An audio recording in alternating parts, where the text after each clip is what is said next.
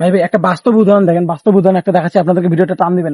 এইখানে দেখেন একটা ফুলের গাছ, এটা একটা ফুলের গাছ। আমি কি করেছিলাম, এটা হচ্ছে একটা পুরোটা একটা কবরস্থান। আমি এই ফুলের গাছটা করেছিলাম কি, এইভাবে এইভাবে একটু কেটে নিয়েছিলাম, এবার একটু ডাল কেটে নিয়ে প্রতিটা প্রতিটা কবরে দুইটা তিনটা করে ডাল দিয়েছিলাম পুঁতে, প্রতিটা কবরে দুই তিনটা করে ডাল পুঁতে দিয়েছিলাম।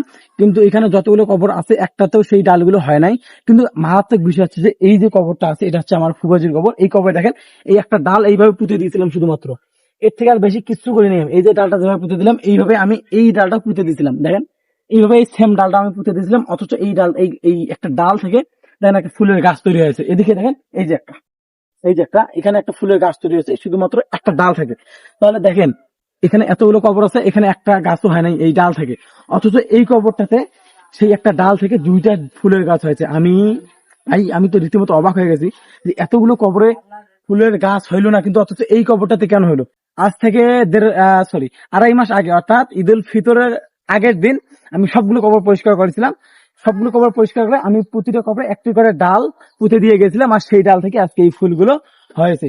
তো আমি একটা কথাই বলবো যে আল্লাহ তাআলা মেহেরবানি করে এই গাছটি এখানে দিয়েছেন, ঠিক আছে, এটা সবই আল্লাহ তাআলার ইচ্ছা। এবং আমি দোয়া করি আল্লাহ তাআলা যেন এই কবরটিকে, এটা হচ্ছে আমার ফুফাজির কবর, আমার বড় ভাই মোহাম্মদ মিলন সরকারের বাবার কবর এটা। আমি অনেক অনেক দোয়া করি যেন আল্লাহ তাআলা যেন এই ফুলের গাছের মতন, এই যে ফুলের গাছটা জন্মেছে এই ফুলের গাছটার মতো করে আল্লাহ তাআলা যেন এই কবরটিকে ফুলের বাগানে সাজিয়ে দেয়। সবাই তার জন্য দোয়া করবেন, আর ভিডিওটি শেয়ার করে দেবেন ভাই, ভিডিওটি প্রচুর পরিমাণে শেয়ার করে দেবেন। আল্লাহর এই নিয়ামত শেয়ার, আপনি যদি মুসলমান হতেন তাহলে এই ভিডিওটি শেয়ার করবেন।